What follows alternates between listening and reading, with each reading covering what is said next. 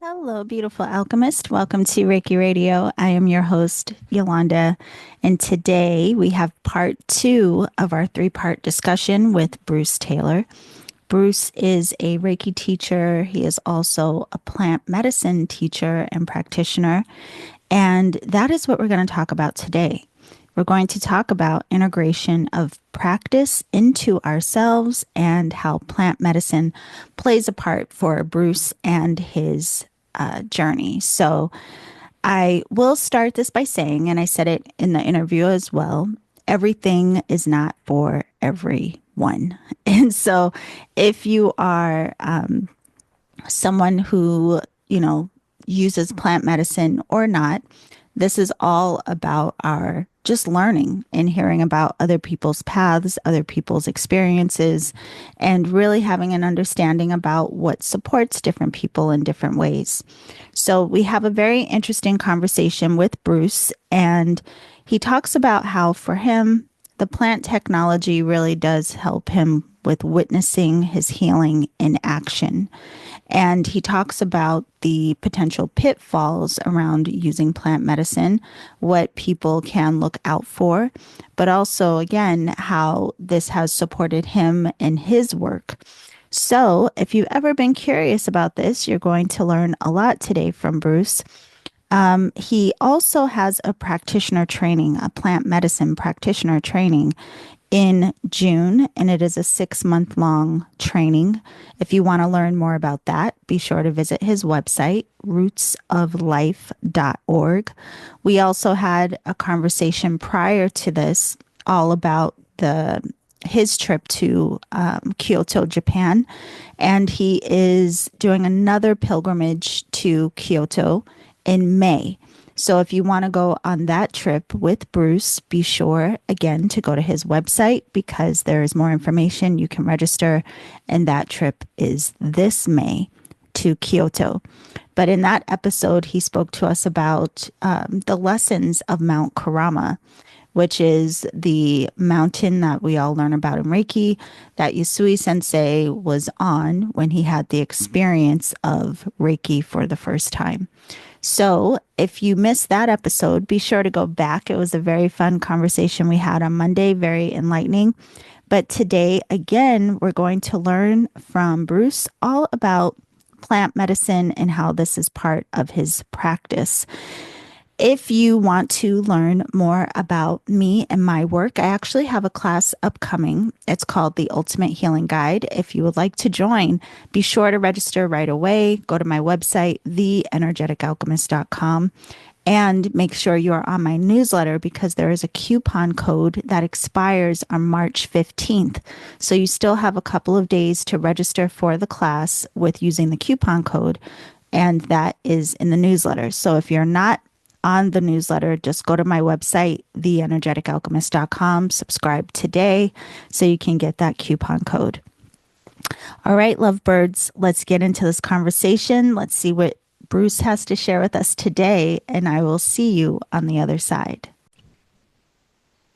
Okay, everyone, we are back with Bruce Taylor of rootsoflife.org. Our second hour with you, Bruce. Thank you so much for doing Yes, this thank with you. us. Indeed.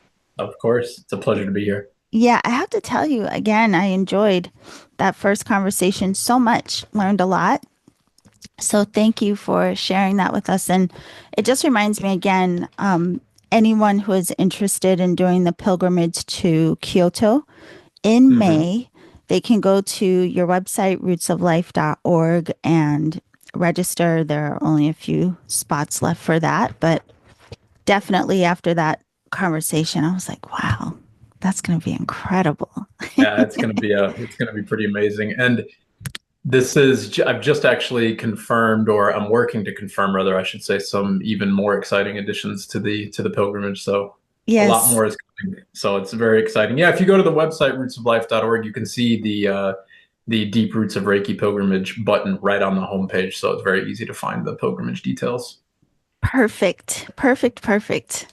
Well, Yes. today we're going to talk about something that, interestingly, I've had several requests over the years of people reaching out wanting to come on the podcast to talk about plant medicine. And I've always declined. And I have to tell you why. One, because I was unsure of their angle, where they were coming from. And I didn't know enough of their background to feel comfortable with it. And so, obviously, I don't know anything about it other than I just assume everything isn't for everyone. So, we'll just start with that.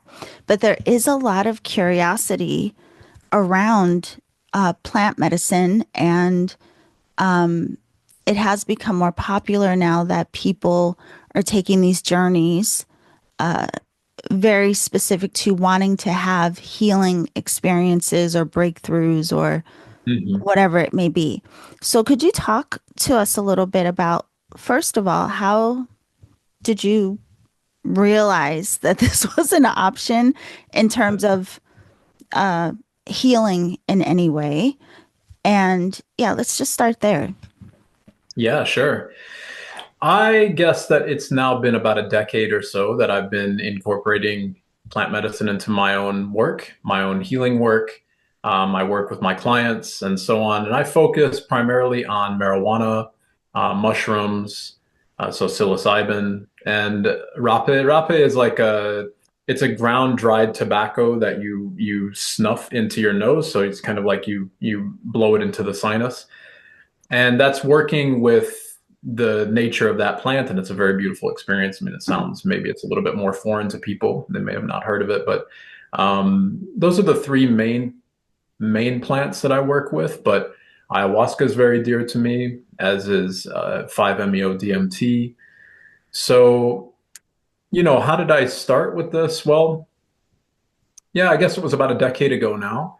And just in my nightly Reiki practice, this is when I was going through a lot of the health stuff that I faced, a lot of anxieties and all that type of stuff. Um, I quite often have some sort of a feeling for myself. Maybe you can call it a clair, maybe you can call it a guidance, whatever you might want to say. When you get still and the mind quiets down, we get a whisper. Maybe the subconscious is talking to us or whatever it might be. It doesn't make any difference how we categorize that. But for me, it was telling me to seek out marijuana and start working with that. So there was something that was guiding me to it. Now, prior to that, so that would have been, I would have been what, 35, 36 years old. I had never done any quote unquote drugs. I don't view these as drugs at all. But from a popular or a traditional sense, I'd never smoked any marijuana. I'd never done anything at all outside of what everybody, like alcohol, yes, or whatever, but nothing beyond that. So it was quite daunting. It was like, okay, if I'm going to do this, then I guess let's go. And I didn't really know. I didn't have any teachers. I didn't have any guides. And I just started to consume it myself and to sit in humility with the plants and just listen. Much the same as it is with Reiki. We sit through Reiki Rojo, we sit in humility to the practice and we just wait. We just listen. So for me, the teaching aspect of the medicines, it's not always an easy path. It's not always a gentle road of self-discovery. But if you can wade through your own internal mess or your own internal noise, Yeah. then at least for me, on the other side of that noise, there's always peace. There's always love. There's always stillness. So, each one of course, each one of the plants have a different mechanism. Each one of the plants maybe have a different experience. I would have to talk about them in generalities if you want to get into it, because everybody is, it's different for everybody, of Right. course. But there's some common threads. There's some common kind of denominators, as it were, with each of the different plants and each of the different experiences. But I guess why I was drawn first to marijuana is because, if maybe in the past hour people have heard me saying this, it's also on my website and stuff, maybe people have heard this, but I used to suffer from chronic, close to debilitating health anxiety. That was really, really bad. So, it would be something like if I had a cough, like something like the most who cares, that could send me off for like 10 hours of Google searches, no sleep, like I'm going to die. I've got everything under the sun. This is horrible, whatever. So I was a complete wreck. So, marijuana presents itself to me, and I continued, started to work with her and started to be with the femininity of the plant. Why I'm saying her, it's a very feminine experience in many ways. And part of that, the feminine aspect of our being, the toxic aspect of the feminine aspect of our being is anxiety, it's worry. It's koyodake wa shinpai suna in Usui Reiki Roho. We're trying to live our days without worry. And worry is, in many ways, the toxic feminine, whereas anger is the toxic masculine. So I'm just gripped in this, like the feminine side of me is just a complete wreck. I'm worried about everything, panicky about everything. And marijuana has a beautiful way to bring all of that right up to the surface. Mm. So it was and this was unbeknownst to me at the time. Of course you hear people say, I get paranoid when I smoke weed, or it makes me super anxious, or I start to think like the people are spying on me. Like people can get very paranoid. And I didn't understand that until I started to incorporate it in ceremony for myself. And it's true, like this happens, but it's not the plant that's making this.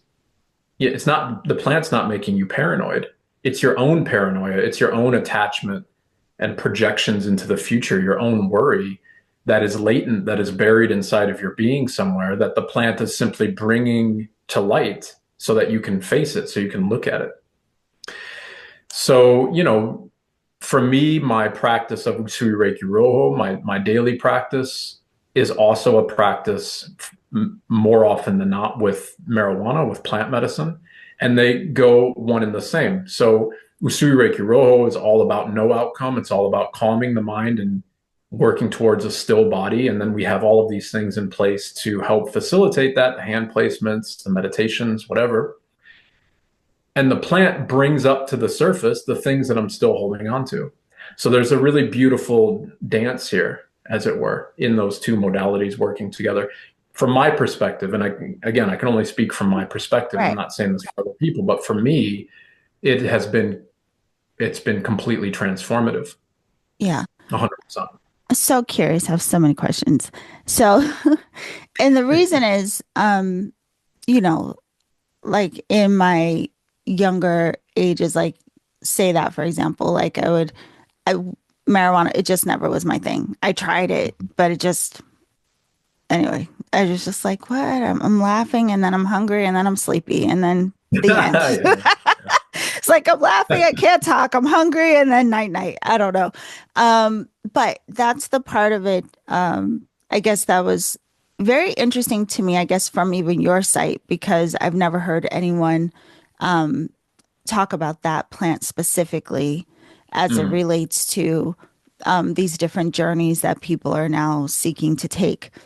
However, now listening to you, I'm curious about, one, were you meditating prior?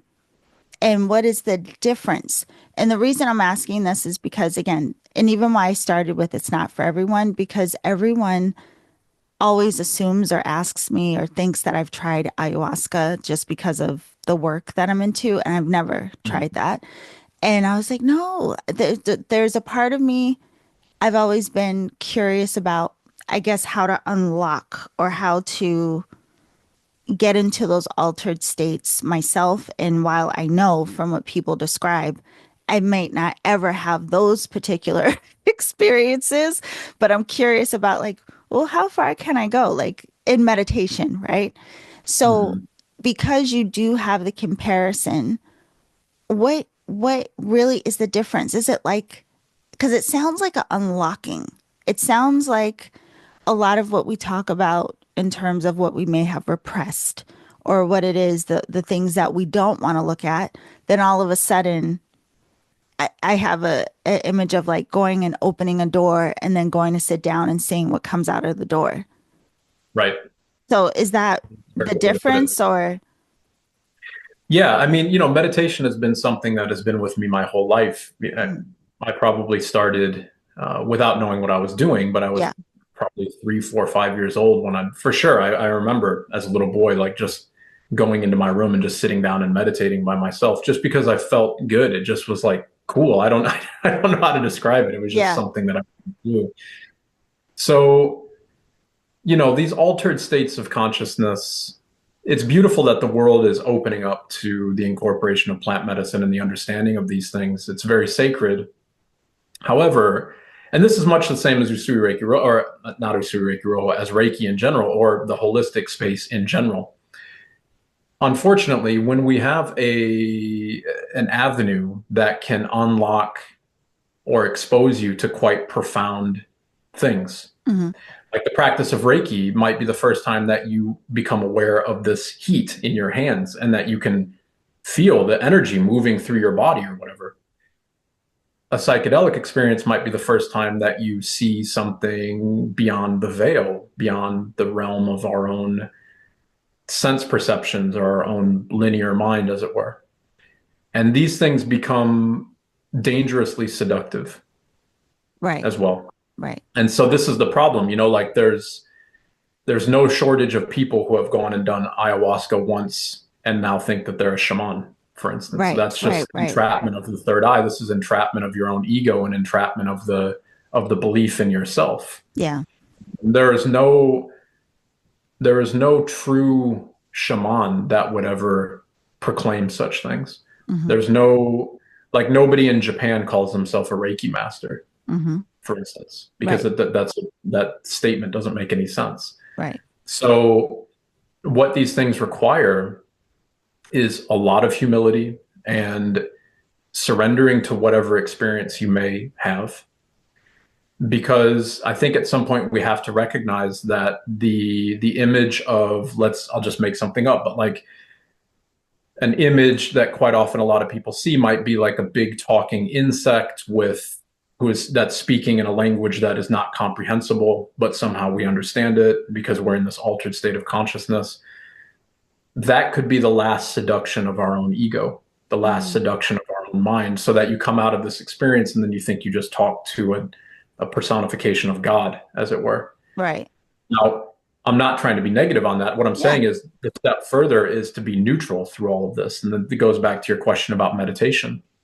Meditation in and of itself, I think, is probably the best vehicle to facilitate this state of being, because the state of being that we're trying to facilitate is silence in the mind. Silence. And it's very difficult to have silence in your mind if you're using plants, because they're creating, or allowing you to see rather, a grand spectacle. Okay. Mm. Now that grand spectacle definitely has its merit. What I'm saying, everything that I've said up to this point is a cautionary note. Right. So, when I'm working with plants on myself or with my clients, it's beautiful that we see these things. It's beautiful that we get this information, that we understand how we can heal. The difficult things that one may experience through plant medicine is simply the resistance of the self on letting go. And that might be presented in whimsical images or thoughts on death or the nonsensical nature of time, or whatever it might feel like you're trapped in these circumstances. But that's simply the resistance of the person to letting go. Yeah. And the alternative of that is then the fascination by attaching to the experience. And so, yes, it can be profoundly impactful. It can be profoundly moving, humbling, and all of these things, but still we have to try our best to not attach. Because then I think what we're really doing is we're witnessing healing in action. Mm. So if you see the Virgin Mary come to you, for instance, and she helps you to release something, the last thing you would want to do is start blowing and attaching and trying to pull it back. Just let go of it. Right. Let go and be at peace.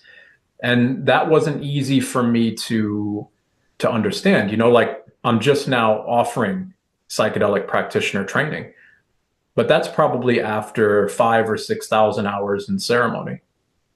It's not after 5 or 6 ayahuasca experiences, and then Right. because it's too much of a nebulous space where we have to really understand how to not get attached. Yeah. You know. So it's interesting that you said it's witnessing healing in action. I do want to get more into the the experiences, even some that maybe you can describe, because it does seem like there's the potential for a lot of symbolism that Yeah. comes through for people in very different ways, even based on what you're saying. But I do have to ask you this one thing before we get into the breaking it down part. That's the part where also I've had curiosity to what you're saying, like the humility behind it. Because, and this is also why I didn't trust having the conversation prior to sitting with you, because Mm. I was unsure if it seems like there may be some people that will attach to the experience, and then there's the potential of them believing this is the only way that I can have a spiritual experience, so to speak, or, the way that people think of it. And so it sounds like if there is this humility and people do it, like say responsibly, then it can be used as a tool, but it's not meant to be like something that you attach to or keep chasing the experiences again and again, because then it would seem like it comes out of healing and now it's about this experience and not really about the self-reflection. That's Does right. that make sense? Yes. Okay. Yes.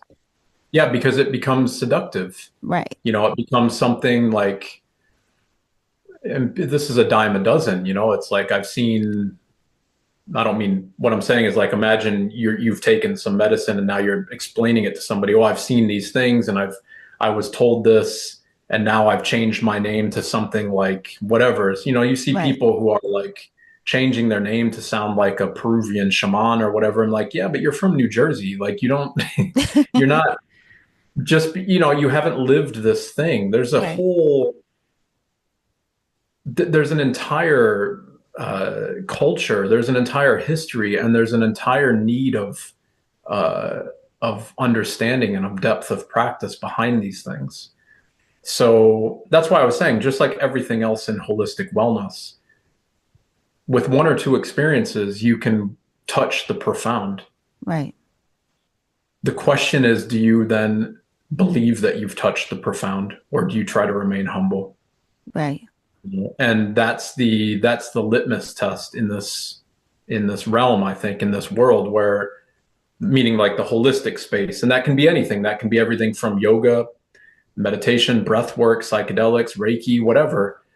So yes, you've touched the profound. That will happen all the time. That's nothing special in the slightest at Hmm. all. I could ask you, you could probably list thousands of things that you've seen that are extraordinary. Right. If we attach to those things, then it starts to inflate our own ego. And then we end up like a guru. And then look at all the gurus, what happens to them? Yeah. I mean, it's always the same. They're corrupted. Right. And they're corrupted by their own sense of entitlement, their own sense of self, their own sense of purpose or belief. And it's all in the mind. Everything, it all comes back to the mind. Everything is in the mind. It's all Yeah. in the mind. So I have to ask you this too. So let's say you, in even if you have an example you could share with us, that would be great. But so say you went into one of these experiences, you saw what you saw. What do you do on the other side with that? Like, and the reason I'm asking is because I wonder if, again, people kind of isolate into, oh, this is only purposeful when I'm in that altered state. How do you take the experience and then integrate it into your real life experience? Like, because I would think there would be a purpose of whatever the realization was, whatever the experience was. How does it then come into your regular life, so to speak? Well, I mean, for me, if I think back over these 10 years, Reiki and psychedelics have transformed me 300, 180 degrees, I guess is how you would Yeah. say it, not 360, because then I'd be the same person Yeah. again. Yeah. Yeah. You're right back to the Come right start. So back. yeah, so I'm a completely different person. I mean, I no longer have health anxiety, and I'm very happy to say that Hmm. because I was certified. I mean, it was horrible. It was Yeah. like multiple panic attacks every day. I couldn't focus on anything. It was just except how I was going to die. It was terrible. And now, I could have things that just regular things that can happen at any day. And this is kind of the proof that it works for me, is because I could have something that I know 10 years ago would have ruined my week. Mm-hmm. And now I can just be like, yeah, who cares? Just continue on with the day, because it's Yeah. obviously nothing. So you can see the healing in action, and my family and my friends can see that. And so, what do you do? I mean, in these ceremonies or in these sessions, like I was saying before, the frictional experience is the healing. It's the trauma that's being released or processed, or it's you wading through your own chaos. And if you can sit to the best of your ability in as much stillness as possible through that chaos, then that means you're simply releasing that thing. So for me, it might, with marijuana, with anxiety, more often than not, that feels like, I can only say it feels to me like there's some sort of a ball of tension, or it feels like a balloon sometimes, is like moving through my organs and then goes to my spine and then goes into my heart and goes into my head. And it feels like I'm going to die. It feels like I'm going to have a heart attack or a stroke or what. I mean, Yeah. I don't know what those things feel like. I'm just saying there's a lot of fear through it all. It's a Right. very difficult, it can be a very difficult thing. However, I know that sounds really intense, and I'm not trying to make it sound like that. I'm just saying my journey, Yeah. because if I said it like that to somebody, they're like, well, why would you ever do that then? Why would you ever go through that? A, because it's not as bad as I'm saying. I'm just trying to put words onto what the Yeah. experience is like. And B, because after that experience is resolved, then the rest of my entire trajectory forward is with less attachment to anxiety. Mm-hmm. And over and over again, you just chip away at that mountain. So the thing that I feel like is going to kill me, it's like a big piece, like a boulder has come off of that mountain, and now I'm able to dissolve it, and it's no longer attached to me. Well, after one ceremony or two or three, wow, okay, so it was difficult, but I felt really good afterwards. After 100, after 300, after 1,000, wow, okay, so now I no longer have health anxiety. Right. So to me, there's no question of the validity of it, because I'm a completely different person. And so was the friction in the experiences worth it? Absolutely. And everybody who sits, I think, I can't say absolutes, but almost everybody, and everybody that I've heard of who sits through honest ceremonies and does honest, deep, introspective work with the plants would have it no other way. They're like, of course, it's not always easy, and sometimes it's beautiful, but it's always, in the end, worth it, because I'm a more peaceful person and I freed myself from a lot of suffering. Yeah. So it's kind of like that whole concept of being able to confront those very things that are, this is the most, I would say, ridiculous example. But when you were saying that, it reminded me of how I really don't like haunted houses. And Uh-huh. I went into one when I was in elementary. I haven't been in a haunted house since. But the thing Right. is like, as you're saying that, I'm like, I wonder how many times I would have to go through one until finally I realize these are actors. Calm down. Like, there's not, you know what I Right. mean? Like, it would be Right. a repetitive thing until I was able to show myself, calm down. It's okay. Because you Yeah. And, reveal the so like they, truth of what something is when you sit with it again and again. that's it. Exactly. And so if you have this, just building on this example here, if you had this fear from your early childhood of a haunted house, maybe that, in ways we don't even know, but maybe that leads into fear of unknown places, or Right. fear of people that you don't know, or fear of traveling abroad, or whatever, just being in somewhat relatable circumstances. The Right. fear doesn't differentiate, Hmm. so we don't know how much weight that we carry along with us just from one little thing. And it wasn't Right. a little thing, obviously, but it's like in the first part of this conversation, these are our tengu.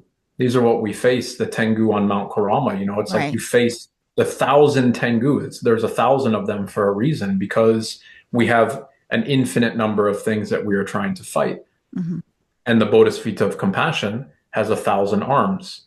So she's holding all of those things. So like when we work with plants, especially marijuana, then it's like you are able to investigate one of the things that your feminine side is holding on to, and you're able to make peace with it.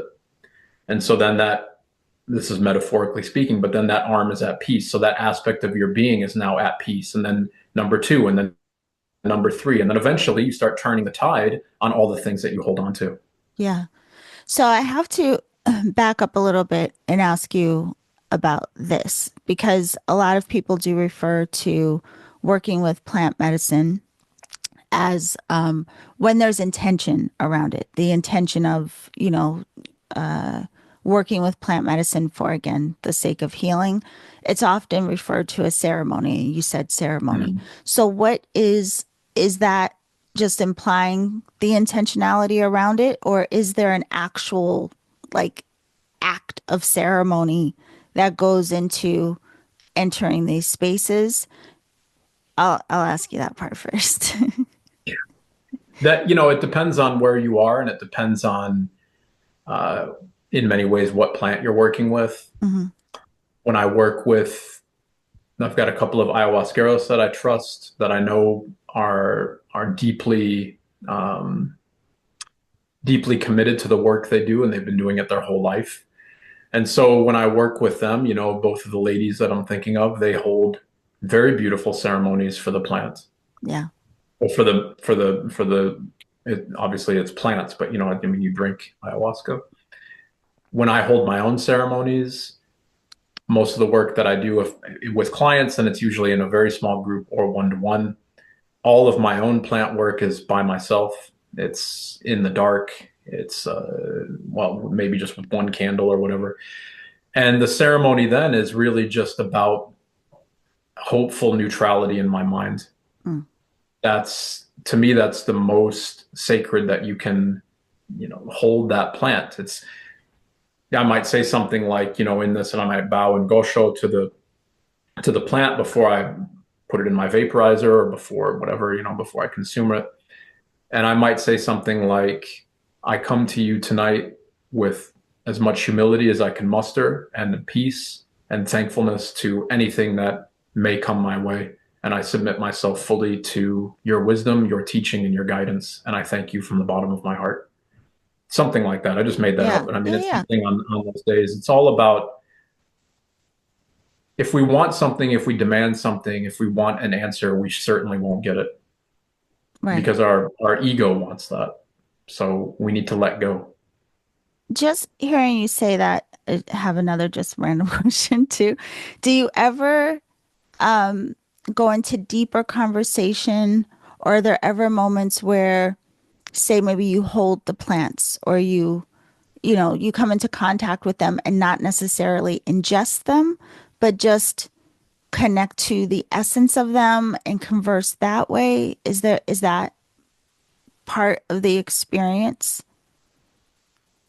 It can be, for sure. And for me, I would say that for my personal work, Yeah. that becomes something more that is not just relegated to one particular plant, but to the natural world in Yeah. general.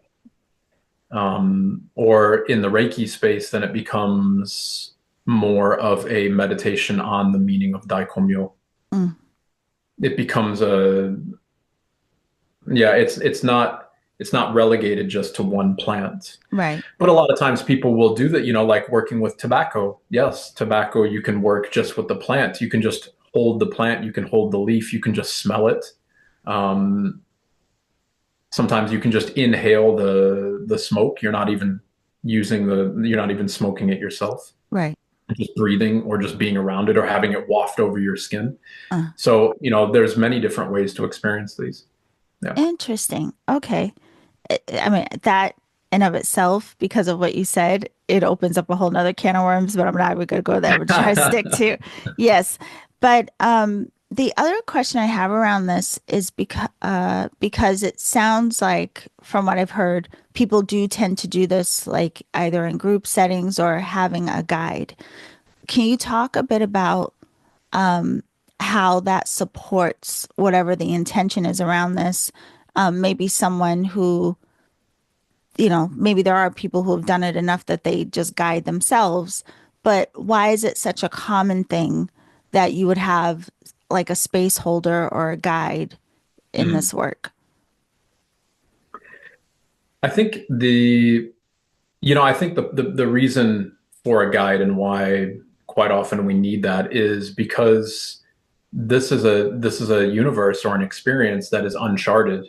and we never really know what is going to come forward. Even people who have done ceremonies way more than I have, I mean, it still has to be held in complete sanctity and humility because you never know what may come up. You Right. never know how bumpy the road might be. Now, if we just go off on our own and just take the plants and just go that and like, then sure, you can probably do that and you'll be fine. I mean, one of the beauties of psychedelics is none of them are addictive and none of them have deadly properties. I mean, like in order to consume enough mushrooms to kill yourself, to overdose on it, you might have to, I think it's something like 28 kilos of mushrooms or something. Like don't quote me on that. And I know this is recorded, so that's not the correct. It's just an astronomically large amount of mushrooms. You would just Right. puke them all. You can't do it. So there's no real risk in that regard. The risk is the psychological experience. And so sometimes you need the line to the anchor to be there with you. The Hmm. anchor of not sobriety, and not sanity, but somebody to help kind of uh, guide the ship in a straighter path. Somebody who can help you if they can sense, and it's quite visible to see. People are starting to go down a bad trip. They might start breathing heavily. Their eyes might start to twitch, or they might start to get uncomfortable, or whatever it might be. So you can help people navigate out of that. And it's bringing perception somewhere else, helping them connect back to their surroundings or whatever it may be. Without that, and if the person hasn't done enough journey work on their own, well, they can get locked in a pretty scary place, Yeah. and Yeah. that might be scary enough that they then shut the door on working with these plants, which would be unfortunate. Yeah. So Yeah. even in that vein, is there typically preparation? Because, I imagine again, depending on people's who they go to, there may be different ways that there's the whole process is facilitated. So maybe someone went somewhere and it was just like, "Hey, welcome, sit down and let's do this thing." But from your experience, is it helpful for people to have more of a preparation, whether that's mental or I've heard of people cleansing before. What is your feeling or thought around that? I think that these things are all very important and probably more so important just because you're getting yourself ready for the experience. Hmm. Like with ayahuasca, for instance, there's the dieta where you're supposed to focus on an elimination diet for some legitimate reasons. There's issues with serotonin because ayahuasca it blocks the process of serotonin in the body in some ways. So you can have some counter interactions with that, like if there's some medications that you can't take that can cause some real serious issues. But for the normal person, the dieta, there's a lot of discussion, in the world, in that community, where the diet is not really even necessary anymore. Hmm.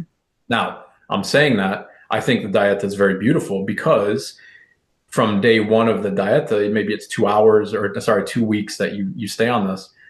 What I'm really doing is I'm saying that I'm going to start eliminating things from my diet. I'm going to start focusing on the experience now. And that's me honoring what's coming forward in 2 weeks' time or a month's time or whatever it might be.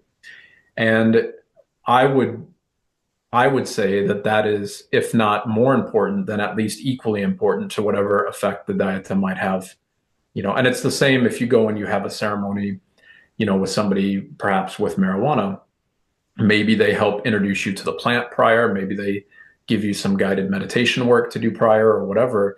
And all of that is really kind of a projection or a facilitation into the experience itself. If we just rock up like a lot of people can do, you just go somewhere and take the experience and you have the ceremony.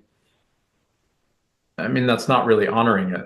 It's just it's more kind of a circus. And I don't like for me personally, it doesn't resonate to have these big ceremonies, like in ayahuasca, for instance, you can have a ceremony where there might be 30, 40, 50 people in one room. And I don't know. I mean, I question the desire of the people leading that. Is that really just for their income? Like, what's the point here? Because if there's 50 people in a room, then you have imposter syndrome. You have issues where people are going to try to one up everybody else's Oh, experience. You have people who are going to be conscious that they're being watched by 50 other people. So they're going to go into extreme exaggerations of their experiences just to boast, just to be on a soapbox. That happens all the time, hmm, all the time. And so if that person is the one who is the most vocal, well, then that might send somebody else into a bad experience, right. you know, and I don't think that that's honest. I don't think that that's sincere. I mean, if you're in a room with 50 other people who are on a very potent psychedelic, then your experience is going to be as bad as the most vocal person in that room. Yeah. You know, like that's it's almost a given. So, Yeah. and you're there for yourself. You're there to work on yourself, not to listen to other people go through their things or whatever, you know. So to me, it's always best to be in as small of a group as possible and ideally just one on one. Yeah. So it's very interesting. I mean, if nothing else, so far, a big point of this that's coming from you, it feels like it's important for people to really educate themselves on the process, educate themselves on like having more understanding even about how things will be facilitated for them if this was something that they were interested in, and not being like willy-nilly about it, so to speak. Like there's a lot that can go into really better preparing ourselves if this was Right? something that we were interested in. And so I want to get into two different things I would love to ask you about. One, the the symbolism, because again, like you hear like these wild things that people see and these experiences that people have. And on the other side, it almost is like, how could that not change you? I mean, any experience we have is going to have some kind of impact on us. But from you personally, just speaking from your own experiences, does it seem like does it seem quite literal to you, some of the things that you encounter, or does it seem symbolic when you're on the other side? Yeah, you know, I'm laughing because no, I mean it's as literal as this conversation. Um, so I don't know that I would get super into it because it's personal. It's not personal in an Yeah, inappropriate yeah. way or anything like that. It's just all of these journeys are deeply personal to the Right. person. So, but no, there's been times where, you know, with psilocybin, for instance, where I've had conversations with the other side Right. to help me understand what the meaning of Reiki is, Mm. you know. And is that my subconscious talking? Is it my practice, my years of practice with Usui Reiki Rojo? Is it fine? If that's what it is, then it's just being presented to me in a way that my logical mind can now finally understand it after X number of hours on the mat or years in the practice or whatever. We could, if I've lost you there. No, no, no. That it's so Okay. back. Yeah. So that was just as profound as if it was the soul I'm seeing and I'm witnessing this entire conversation. And it's an active conversation with me and call it whatever you will, Daikomyo or the tree or Reiki or whatever, it doesn't matter, or me, my higher self. I mean, it's all the same thing at some point. Yeah. And I think, you know, there's this adage in the plant medicine space where it's like quite often you hear people say something like, you know, when you've experienced it, then like you said, Yolanda, you can never see life again the same way. Mm. You know, it opens up. It's like I think a good analogy is for the first time that you see a coral reef. You know, like you go snorkeling or diving on a reef, and you're like, wait, what? There's a whole universe here that I had no idea existed. There's like another world in just below the surface of the water here. You know, and it's the same if you're in a pretty profound psychedelic space and that experience is helping you navigate through whatever you hold on to and it's giving you insights into your own journey and everything and you're living and breathing and feeling it with every aspect of your body and your mind. Right. It's hard not to be profoundly moved by those things. Oh, 100%. So even that, with you being someone that does help to educate people around these different plant medicines, the ones that you mentioned very specifically, I'm curious about if someone, so say it was me, I came to you and I said, Bruce, I want to give myself this experience with whatever one I chose. Is there a curiosity or a conversation around like my why? Like, does it matter what is bringing me to this of whether or not you would work with me? Like, what is that? What is that like? The big red flags would be if somebody is presenting with emotional instability. Um, it's quite often said in the psychedelic space that ayahuasca or DMT or psilocybin can trigger like latent psychosis in people. That may very well be the case, but I think that we can take these things with a pinch of salt as well, because there's a few outlying cases where that has been re-triggered. But I think the view on that could be very myopic. It could be maybe that person had mental issues before and they just weren't properly reporting them. And now all of a sudden we blame it on the plant. I mean, the error margin is very, very small. So I'm saying all of that because it's normal to have a healthy amount of fear and nervousness going into this. And I think that that's actually showing respect for the experience. So if somebody is super gun ho about it, if they're like, no, give me twice the dose or three times the dose, Uh, I'm ready. Well, you're not ready. That's not how it works. You have to right. work up to that and you have to go slowly. And I think what's very beautiful about all of these journeys, like marijuana or mushrooms, for instance, you just start small and see how it feels to you. Maybe one inhalation with marijuana or like half a gram of mushrooms. Those experiences would be accessible to almost everybody unless you are in a really dark state already. So 99.5% plus of people will come through that and be like, yeah, no, I mean, it was all right. Nothing big happened. Great. Now we can continue down the road from there. You know, the gun ho-ness or like the ego or the psychological issues or whatever, then those are the big red flags. Yeah. So it sounds kind of like not one size fits all, which is kind of interesting because again, going back to what you mentioned before, if you went somewhere and there was like an entire group, there's the possibility that maybe me and the person next to me may be given the same thing in the same amount, but it wouldn't necessarily be what would, you know, be most appropriate for us as individuals. Right. Right. So, yeah. So again, people that may be curious about this, it does seem like you really have to have be well informed about Right. not just what you're doing, but also that what you're bringing up. Like, don't jump in, full force, but start gradually and see Right. how it goes from there. That's probably really important for people to hear because it does There's some seem like a common general. measures. Yeah, there's some common measures like, with mushrooms, for instance, in general, less than half a gram is considered to be a microdose, which should be sub-perceptual.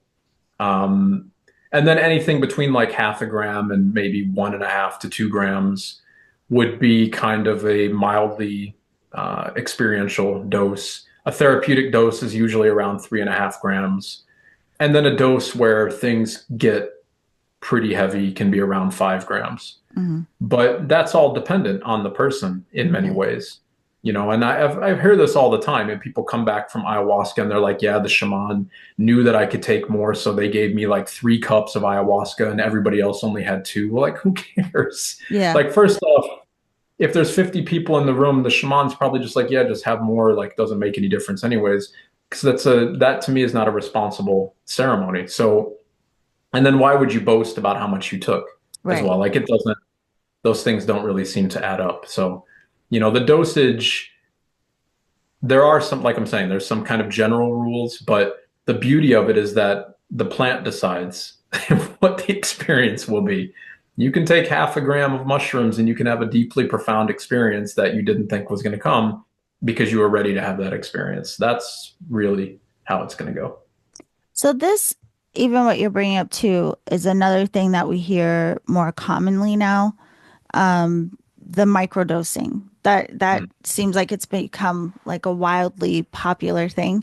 I even see now here anyway. I don't know what's going on in other places, but people you can get it like shrooms in like infused into chocolate and just all these kinds of Yeah, things. I don't yeah. know. I don't know. But the microdosing thing. So this has become very popular. What do you know why this is such a thing? And it seems like it's not just relegated to ceremony. Is it just considered like a natural way of balancing people's nerves? Like, what is this about? I mean, if you so we have to think about a bit of the nature and the mechanism of psilocybin, and there's a lot to talk about with this. We don't have the time for it, but essentially, you can think about in simplified terms. Imagine in our conversation right now, let's say that our ability to process sound and sight. Okay, so I'm looking at you and I can hear your question and I'm responding. So let's say that there's two wires, again, very simplified, I'm just making this up, but there's two Right. wires in our mind, one for sound and one for sight. That would be our normal kind of stasis. That would be our normal existence. On a microdose, it wouldn't just be that there's two, it could be potentially 10 Mm, or 15.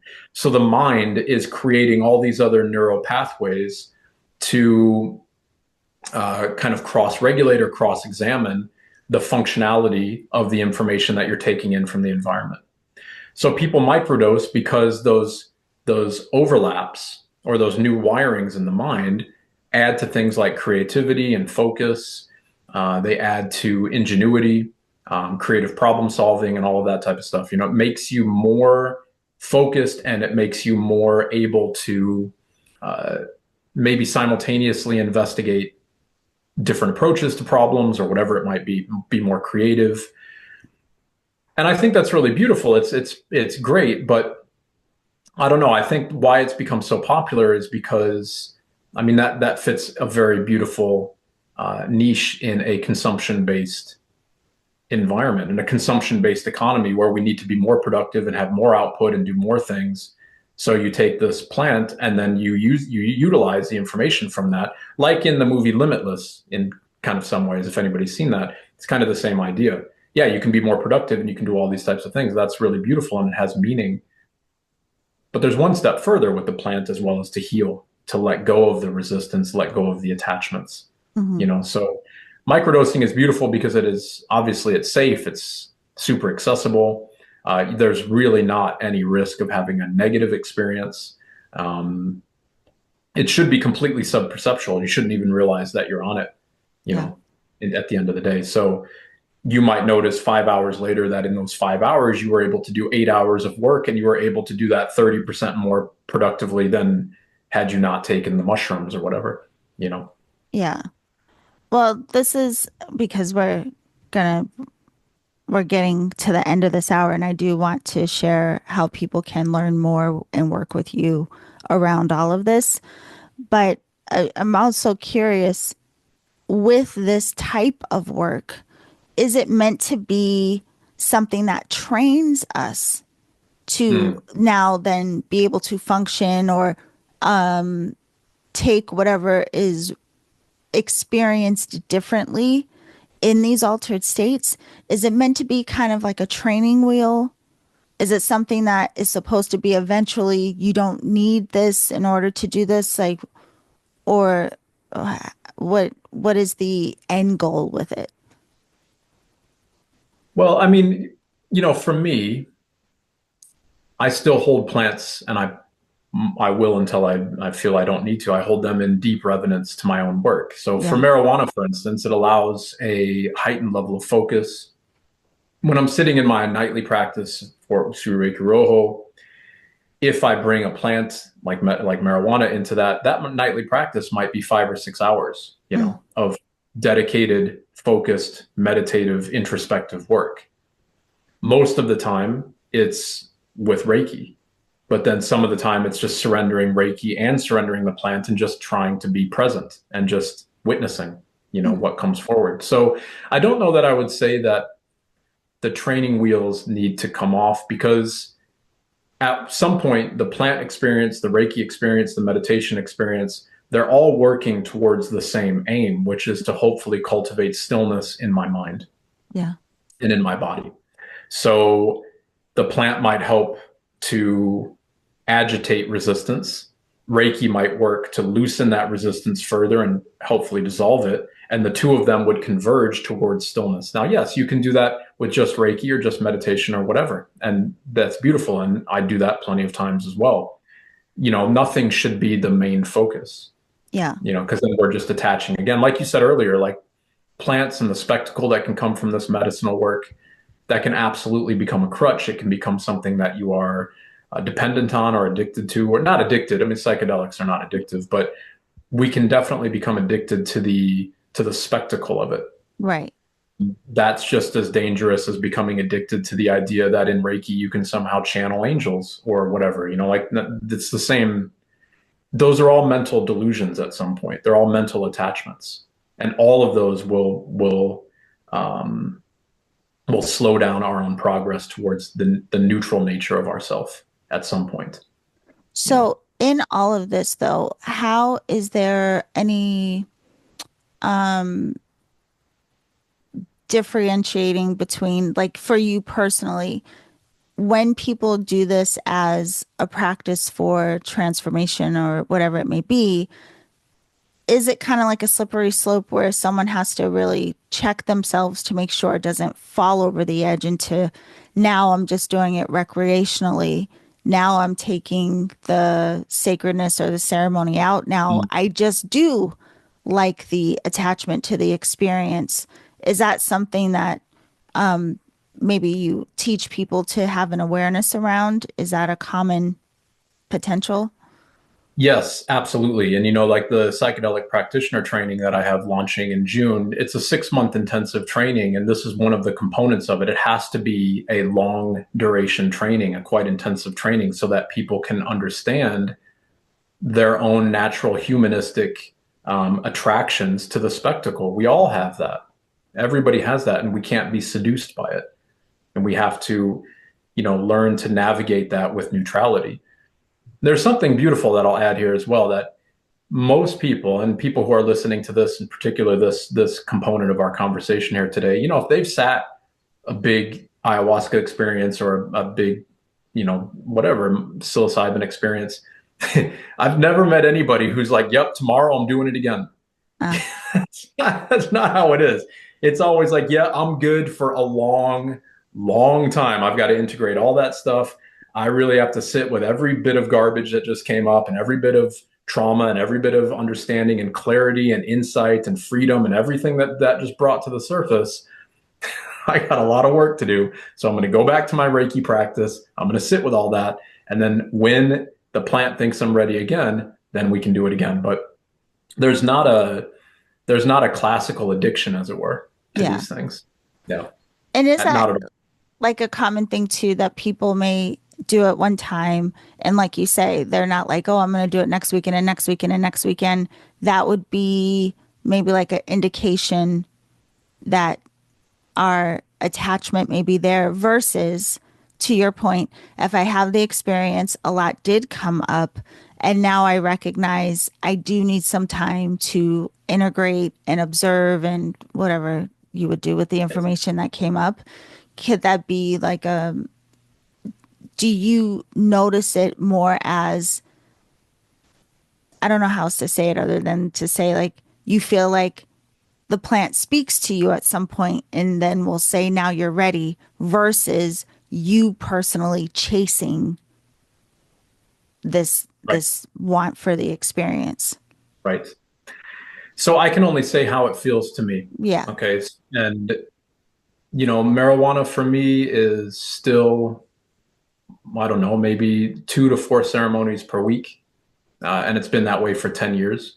Mushrooms might be 2 to 3 times per year, maybe 4 maximum. However, it's not like I don't look forward to the ceremony. I'm not like, man, I can't wait. That's going to be awesome.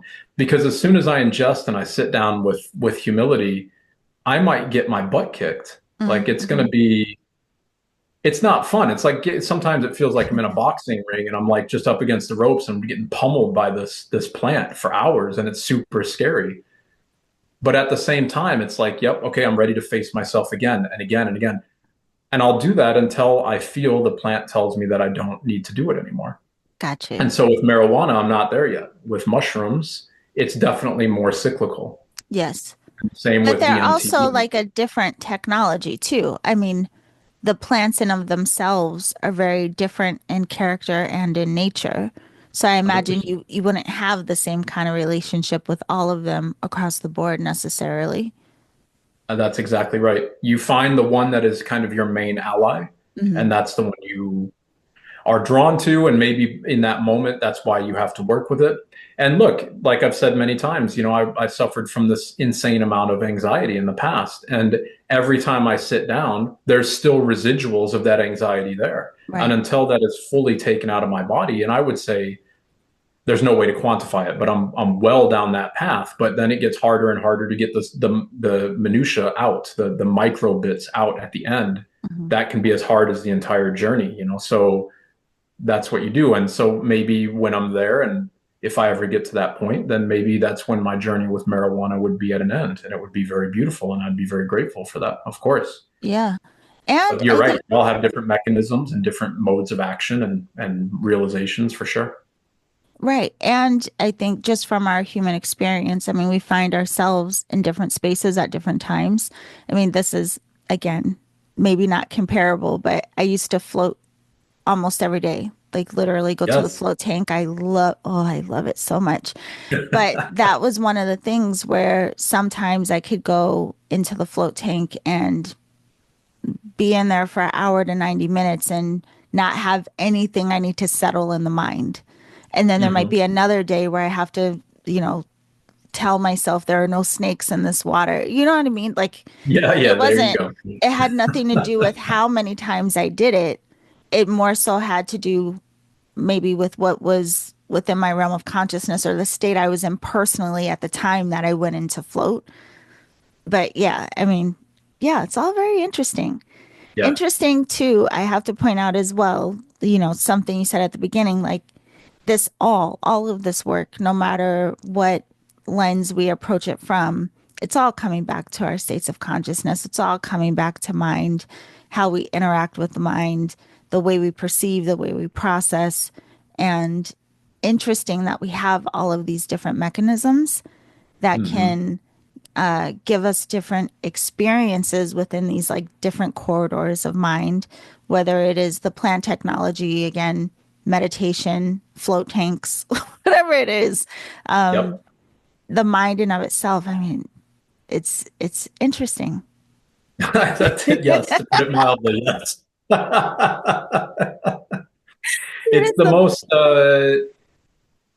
oh my gosh, how can I say? It's the most beautifully seductive form of entrapment that we could possibly imagine. Yeah. I And mean, it's like the basis of our entire experience. right, So it's like the right, landscape of it. How could it not be a focal point of how we interact with it, how we navigated our relationship to it, all of these things? I mean, right. it's everything. Okay, so people who are listening and may have already had experience or curious about it and want to learn more from you, work with you, these kinds of things, could you talk about a little bit of what it is that you offer and how they can contact you regarding it? Yeah, absolutely. Again, you can just go to rootsoflife.org and you'll see just below the button for the Deep Roots pilgrimage to Kyoto is the link for the 6 month psychedelic plant practitioner training. So that intensive begins in June and it ends in December 2025. So it's coming up in about 3, 4 months now. And it's going to be led by myself and then co-facilitated by Aude Garderet. So I'm bringing in the work with the plant, the ceremony space, the understanding and the navigation of that kind of psychedelic experience, how we can work and integrate that to heal ourselves and others. And what I love about this journey as well is what Ode brings to the training. So Ode is a clinical psychotherapist. She's been a clinical psychotherapist for over 15 years now. She works with psychotherapy, hypnotherapy, and sophrology. Sophrology is a practice that is quite well known here in Europe that combines a lot of different modalities, so it's kind of like psychotherapy. And so why that is an important addition to the training is because we need that component as well. We need to know how to hold the space. We need to know if we're going to navigate the mind, we need to have a psychotherapeutic approach to that as well. Mm-hmm. And a lot of trainings don't have that, or they have that from somebody that, maybe doesn't have that clinical experience. So merging those two together, my expertise with the plants, her expertise with psychotherapeutic spaces and practices and therapy together in a 6-month journey is going to be very deep and very profound. And this is open to people who, in this cohort, we're focusing just on marijuana. Mm-hmm. So that's the plant vehicle here that we're going to be utilizing for a number of different reasons. First off, the legality of it. It's far more accepted than most everything else on the psychedelic list. It's far more accessible. There's far less of a risk to it. There's no real risk, but what I mean is a risk of like a bad trip or a bad experience. Right. And it's wildly misunderstood, marijuana, wildly misunderstood. The shamans that I work with, the people, that I trust to help guide me on the journey with the plants, they all say this is the most powerful psychedelic, the most powerful healer out there, not the other things, not mushrooms or whatever. And when we come into the relationship with the plants, we're coming into a deep ceremonial space for the divine feminine. Marijuana, Mary Jane, it's a feminine plant. I mean, the flowers that are grown from that you consume are from the feminized or female plants. Everything about marijuana is feminine. Healing is feminine. The energy that pulses through us with like Reiki or whatever that you want to say that quote unquote heals us, that's the dancing of the feminine energy through our body. So we're really tapping directly in to this feminine experience to facilitate healing. Whereas things like maybe ayahuasca or mushrooms or DMT or whatever, that's expanding the mind and putting the mind into a place where we have all these experiences, we have all these things, and that can help the emotional body. Marijuana, in my opinion, helps to heal the physical body. They can do both, right? But I'm saying like the mechanism of primary action for marijuana in many ways is physical healing, whereas maybe mushrooms might be psychological healing. It's really interesting to hear you say, because even when you said even placing marijuana in the category as a psychedelic, I'm like, I don't think I've ever heard that before. I mean, is that like a common placement, or is this go back to us not fully understanding the technology of that plant? The latter. I think it goes back to us not understanding it. It's look, most people's experience with marijuana is like when they're 13 years old and somebody got some from their brother and they smoked it out at the football stadium behind their high school or whatever, that's not a ceremonial space for the plant. Mm-hmm. So all of these things can be psychedelics. Michael Pollan is a very famous author who's written this book called How to Change Your Mind. He talks about coffee being the strongest psychedelic that he's ever had. He's like, I stopped coffee for 3 or 4 months and then had a couple shots of espresso. And he said he was in a full psychedelic trip from it. So anything that has profound nature and impact on your mind could be a psychedelic space or a psychedelic experience. But marijuana, I think, it's woefully misunderstood. Yeah. And the ceremony for it is so incredibly beautiful, so humbling, and yes, can be rocky, but at the end of it, you fall into the arms of the divine feminine. You fall back to the great mother, you fall back to the great healer, the giver of life. So yeah, I'm good with that. That's a pretty beautiful journey to go through. Well, this is definitely, I'm glad that I held out to have this conversation with you, because I know it is something in our community that a lot of people are interested in or have already experimented with them for themselves. But like I said, I really didn't trust to have the conversations with anyone else in the past. So I thank you for sharing all of this with us. Definitely very interesting. And I think it's going to be a beautiful segue into our final hour together. So I Yes, just want to yes. tell everyone, be sure to tune in on Friday for part 3 of this beautiful conversation with Bruce, because we're going to talk about recognizing a practice beyond the practice. I'm like, what does that mean, Bruce? So I'm really, really excited for part 3. And for everyone else, if you want to learn more about the pilgrimage, also just working with Bruce as it relates to Reiki, he teaches classes, but also about the plant medicine and the practitioner training, the 6-month program that's coming up in June. All of that you can learn more about at rootsoflife.org. And the link will be Great. down in the show description. So we'll see you on Friday. Thank you very much.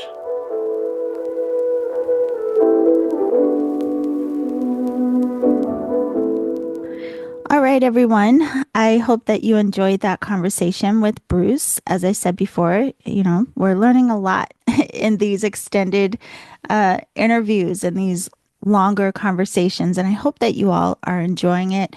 I've actually heard from several of you that you are enjoying spending an entire week with these different teachers and authors and healers. So I'm glad that a lot of you are getting things out of it. If you have any questions for our guests, be sure to email them. They are all very responsive. You can ask them about their work. If you want to know more about Bruce and his work, be sure to visit his website, rootsoflife.org. And don't forget, he has the plant medicine practitioner training in June. He also has the pilgrimage to Kyoto, Japan coming up in May. If you want to register for either one of those, you can do so on his website, rootsoflife.org. And if you want to join me for the online class, The Ultimate Healing Guide, which starts in I believe next month, be sure that you go to my website, theenergeticalchemist.com, and register right away. Again, there is a coupon code that expires in 3 days, so you can get a discount on the class. If you have my newsletter, the coupon code is in there. If you haven't already subscribed to the newsletter, be sure that you do.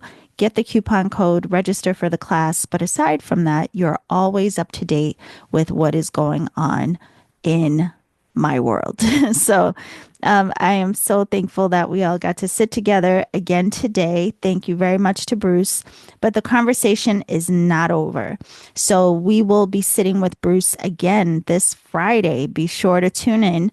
We'll be talking about recognizing a practice beyond the practice. So we'll be pivoting back into Reiki and energy work on Friday. So I hope that you all have a beautiful day. I will see you again very soon. And remember to always journey in love.